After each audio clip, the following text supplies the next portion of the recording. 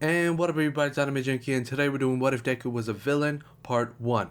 And now I know I've done this before, but I wanted to redo it because previously, in my previous part, or the last time I did this, it was way too overpowered and there was like no story into the actual what if or fan fiction. And a long time ago I got inspired by a new fan fiction that I read on web novels, and if I tell you guys, you already know how it's gonna end or how it's gonna work, so I'm not gonna tell you guys what it is, but it inspired me to make this what if again, and I wanted to redo it. And there was a concept in that fan fiction that I want to redo. The concept was basically going into another countries, recruiting villains over there, and bringing them back. That was a concept in that story or fan fiction, and I wanted to incorporate it into my own what if fan fiction. Also, I'm very sorry that I haven't uploaded in about 3 months now, or almost 4 months now. There are some problems going on, and I don't feel like explaining them right now. But I just ask for your patience, and when I am ready to explain the problem to you guys, I will. If you want me to explain the problem, I'll make a dedicated video about it and upload it later on, but not now. Also, if you haven't noticed, this is an unscripted video. I just wanted to make a non-scripted video again. It's because whenever I'm typing a script or writing a script or actually recording while reading a script, it is very unnatural and very uncomfortable for me because it doesn't have that good and motivating and happy vibe to my voice. So I'm recording this video like that is because I want to be able to give that good vibe or good feel to my videos again, and trying to experiment with my voice or trying to listen to my voice again after this video is over, and trying to replicate it into a written format or in a script where I can get that same feeling once I'm reading that script and recording it again for you guys. Okay, since that is out of the way, let's get to the video sponsor, and after that, let's get started with the video. もしも僕が今晩のカレーを残さず食べたならよかったのかな。君はひどく顔をしかめてもう食べなくていいよって言ったんだっけな。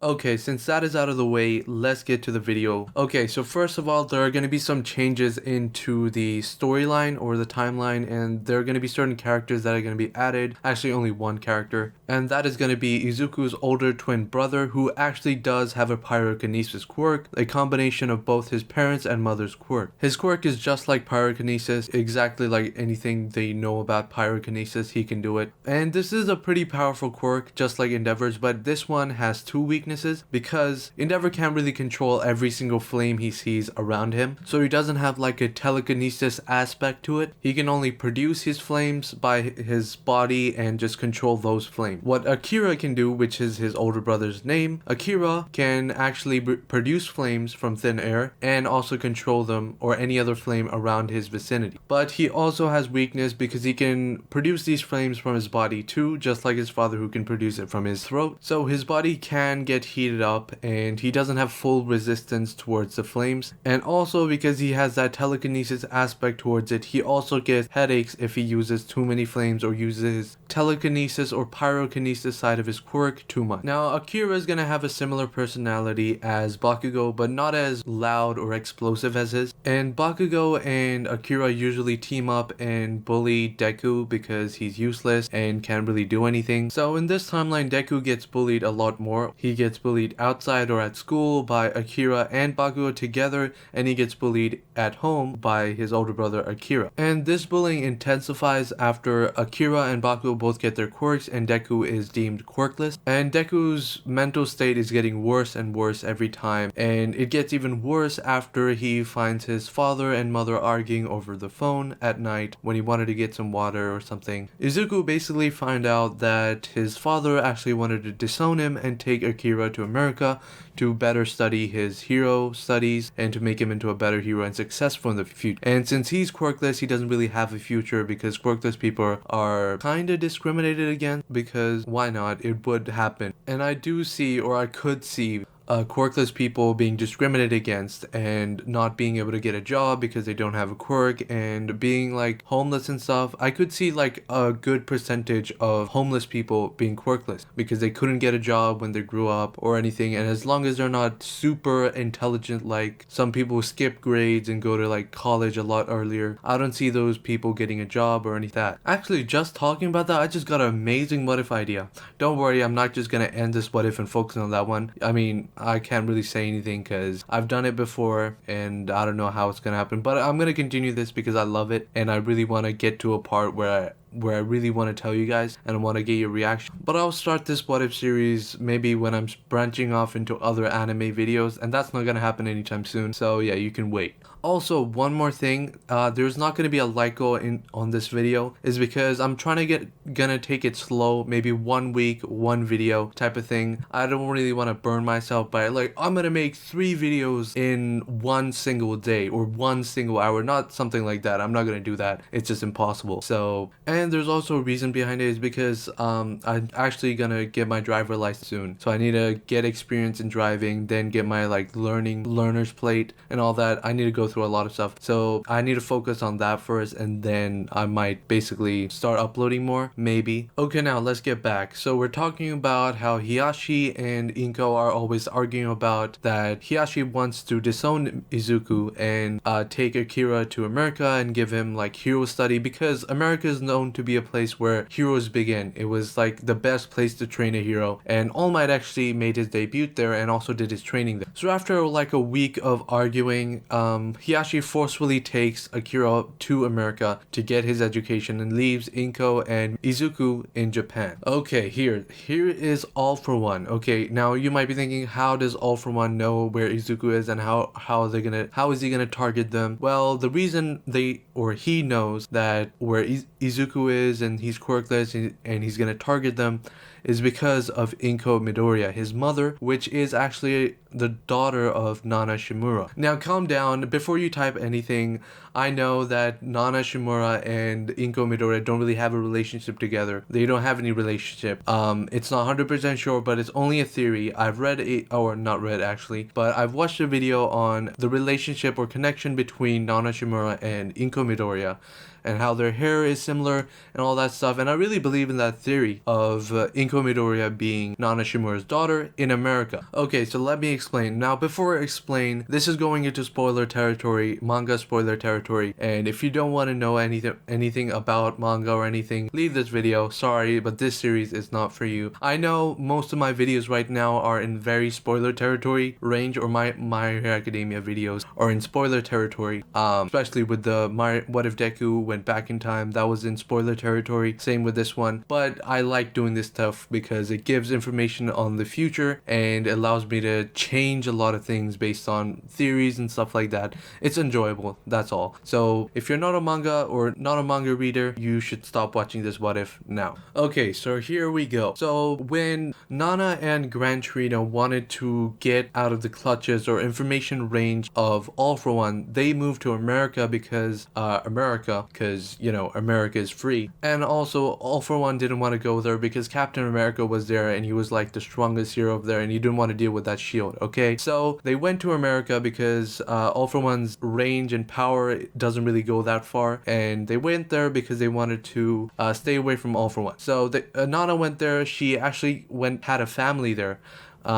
She got married. I don't really know if she got married or anything, but she had a child or a daughter, which was Inko, and she grew up in America and then got married with some other guy, Hiyashi, and she got his surname, Midoriya, and came back to Japan for some reason. I don't know why. But there was a reason she came back. And then with Izuku and Akira, had both of them in Japan or in America, I don't really know, but it doesn't really matter. But somehow All For One knew or found out that Izuku and or Inko Midoriya is actually the daughter of Nana Shimura. Now, for manga readers, you already know what happened to Shigaraki and what All For One did to him. Now, you might not know that All For One was the one who did that to Shigaraki's family, but what I do know is that Shigaraki at a young age got lost and was brought home by a man in a suit and a top hat, and it was of course All For One. And right after that, Shigaraki suddenly got his decay quirk and killed all of his family. So of course it had to be All For One. And also the other reason where he knows they live or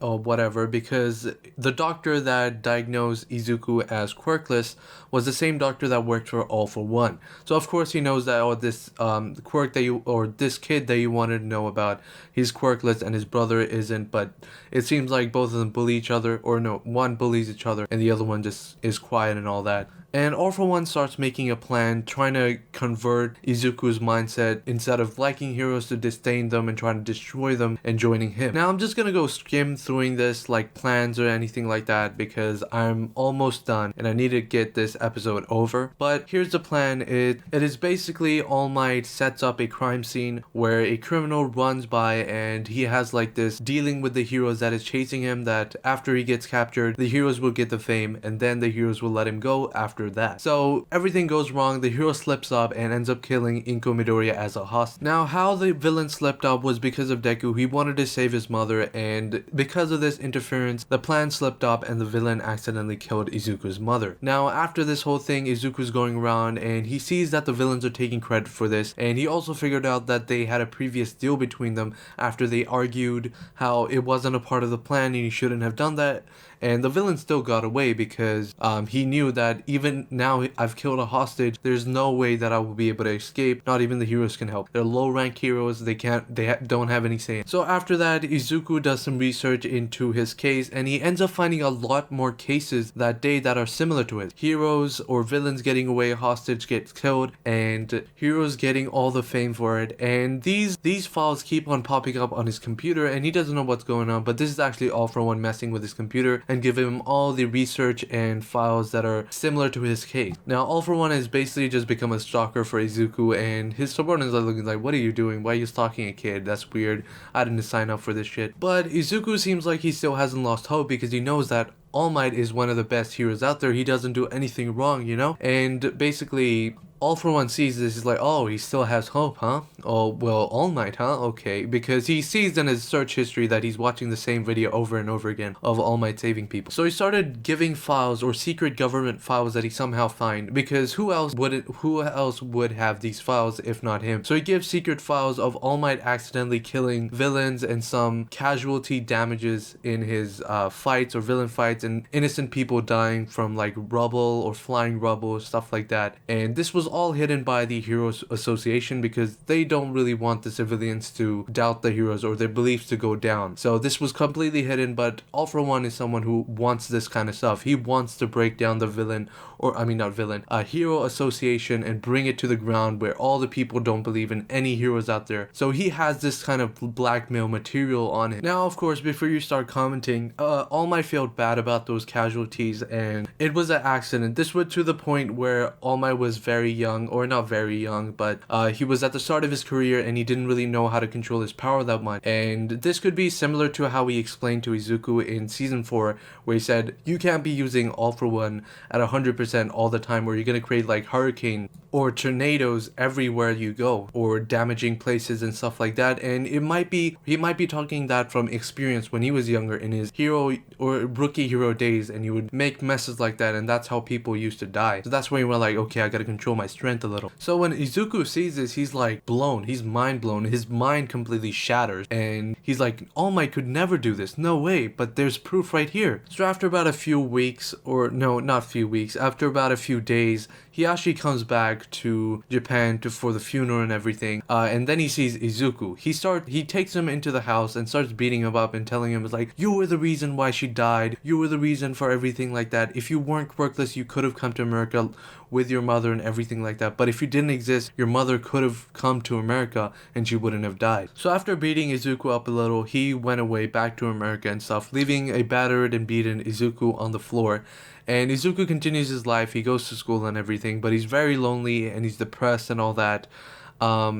one day when he was going to school, he meets All For One and he sits next to him and starts talking. Or All For One actually comes to him and tells him, it's like, hey, let's talk. You seem lost and whatever. And then All Might, or I mean not All Might, All For One starts talking about the philosophy of heroes, this hero society, and how it's fake and everything behind it, or everyone behind it in the shadows are suffering because of this, and all the fame of the heroes and what they do and everything. And he starts showing Izuku about like cases of heroes dealing with villains and how they're like kidnapping people with good quirks and dealing them to villain organization for their quirks and everything. And after finding this out, Izuku starts crying and saying like, why does this work like this and something like that, and just hating the world. He's like, why does this work like that? Why can't everybody be just safe and happy and stuff like that? So then All For One says like, why don't you join me? Why don't you join me in changing this world and bringing the heroes down so we can actually protect the world after that? Now he's giving him sweet words like this. He's not going to actually tell him that he's a boss of an evil organization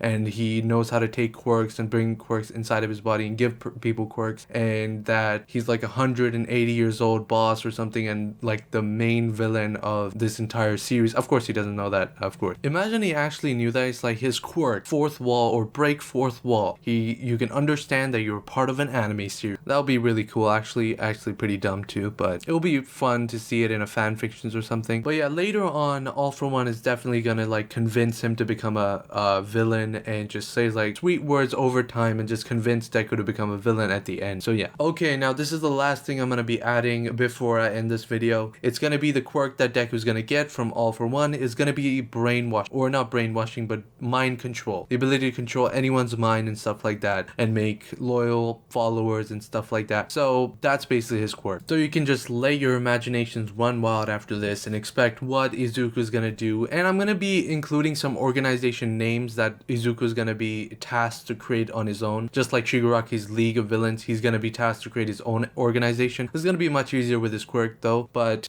his basically organization's name is gonna be Hydra, because I copied it from Marvel, but it seems a cool name and the phrase behind it is also cool. So yeah, it's gonna be Hydra, but that's gonna be like his organization that no one knows about. It's in the shadows, only All For One knows. And then in front of it is gonna be like a weaker organization to like bring in all the heroes and stuff to take it down and then capture them and make them his minion. And that's it guys. I hope you guys enjoyed this What If series, or the first part of it, and make sure to like, because there's no like goal, but I would appreciate it if you like the video, and it definitely helps the channel out. And I'm gonna be uploading more, only like once a video a week. This is guaranteed, so it's not gonna be like I'm gonna guarantee you guys that I'm gonna upload every single day and just not upload for like 3 months. So like, subscribe, hit the bell icon for my notification or any notifications to be notified of my future videos, because you know with me, you don't know when I'm gonna upload and when I'm not gonna upload anymore, so you need that notification to notify you guys. But yeah, as always, Anime Junkie out.